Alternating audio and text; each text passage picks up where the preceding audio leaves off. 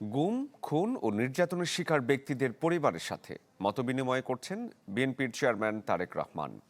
রাজধানীর চীনমৈত্রী সম্মেলন কেন্দ্রে আমরা বিএনপি পরিবার এবং মায়ের ডাক আয়োজিত এই অনুষ্ঠানে অংশ নিয়েছেন বিগত সরকারের আমলে ভুক্তভোগী পরিবারের সদস্যরা, যেখানে স্বজনরা তার পরিবারের সদস্যদের ফিরে পাওয়ার আকুতি জানান। পাশাপাশি সরকারের কাছে সুষ্ঠু বিচারের দাবি জানান তারা।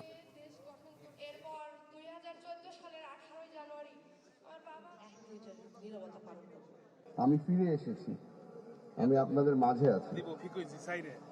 এখনো অনেকেই এখানে আছে যারা অপেক্ষা করছে তাদের স্বজনদের জন্য। ছোট থেকে একটাই স্বপ্ন যে আমি আমার বাবার সাথে স্কুলে যাব, কিন্তু এখন পর্যন্ত আমার এই স্বপ্নটা পূরণ হচ্ছে না। বাবার মুখটা দেখতে পারিনি এখন পর্যন্ত।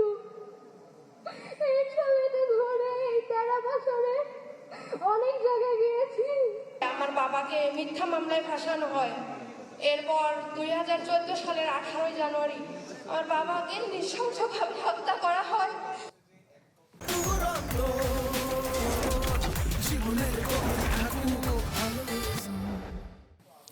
চীনমৈত্রী সম্মেলন কেন্দ্রে যে মতবিনিময় অনুষ্ঠান চলছে সেখানে এই মুহূর্তে বক্তব্য রাখছেন ভুক্তভোগী পরিবারের সদস্যরা।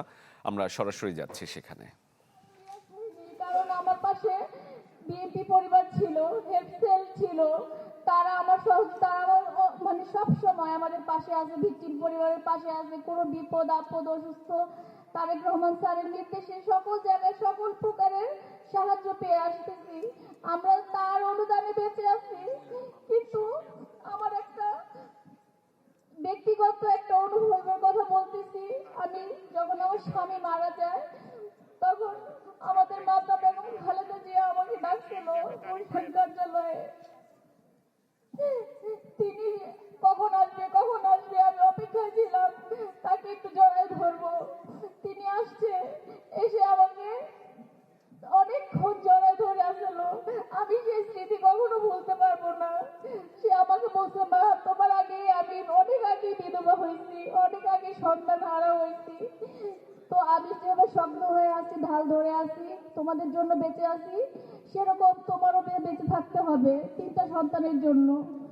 আমাকে অনেক বুঝাইছে, তার বুকের ভিতরে আমাকে 5টা মিনিট ধরে রাখছে, সেটা বলার মতন না। আজকে সেই কথা নাই, আজকে তার পরিবর্তে আমরা তার স্যারকে পাইছি। আমার একটাই অনুরোধ যেন ওসি কেফাতুল্লাহ আর এসআই জাবেদের ফাঁসি হয়। তারা তাদের পরিচয় দিয়ে আমার স্বামীকে নিয়ে গেছে। এই পুলিশের বিচার আমি চাই। স্যারকে শুধু কি বলবো যে স্যার এই বিচারটা যেন সুন্দরভাবে একদম সুনির্দিষ্টভাবে যেন বিচারটা হয়, স্বচ্ছভাবে। আরেক